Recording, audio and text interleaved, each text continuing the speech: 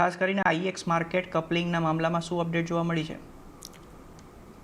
જી, તો જ્યારે આઈએક્સ ના જે સમાચાર આવ્યા હતા માર્કેટ કપલિંગના, ત્યારે આપણે શહેરમાં 30% જેટલો મોટો કડાકો એક જ દિવસમાં જોયો હતો અને ત્યારબાદ આઈએક્સે એપેલેટ ટ્રિબ્યુનલ ફોર ઇલેક્ટ્રિસિટી છે ત્યાં આ સામે વિરોધ કર્યો હતો આ નિર્ણય સામે.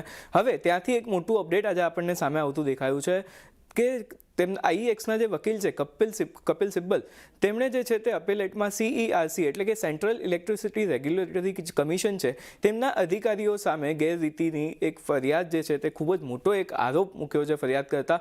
તેમનું કહેવું છે કે આઈએક્સનો શેર જે દિવસે પડ્યો ત્યારે ઘટાડામાં CERCના જે અધિકારીઓ છે તેમણે બહુ જ મોટી ખરીદારી કરી હતી અને આ જે તેમણે ઇનસાઇડર ટ્રેડિંગ કર્યું છે તેને કારણે એક જ દિવસમાં જે અધિકારીઓ છે તેમને 176 કરોડ રૂપિયાનો જે છે તે બેનિફિટ થયો છે. એટલો મોટો નફો તેમને એક જ રાતમાં થયો છે.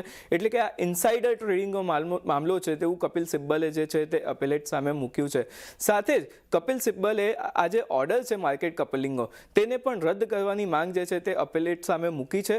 તો બીજી તરફ CERC અધિકારી દ્વારા જે ગડબડ કરવામાં આવી છે તે મામલાનું જે માહિતી છે તે ખૂબ જ ટ્રિબ્યુનલે ગંભીરતાથી લીધી છે અને કહ્યું છે કે આ એક ખૂબ જ ગંભીર મામલો છે અને તેની તપાસ ચોક્કસપણે થવી જોઈએ. આ સાથે ટ્રિબ્યુનલે આઈએક્સને સેબીનો જે રિપોર્ટ છે તે પણ આવતી હિયરિંગ માટે ફાઇલ કરવાની કહેવામાં આવ્યું છે આઈએક્સને. બીજી તરફ આગામી સુનાવણી જે છે તે હવે આ મામલાની તે થશે જાન્યુઆરીમાં. એટલે કે હવે આમાં માર્કેટ કપલિંગનો જે ઓર્ડર છે તે રદ થાય છે કે આમાં કયા પ્રકારના સ્ટેપ્સ લેવામાં આવે છે તેના પર ચોક્કસ એક બજારની નજર રહેશે. જી.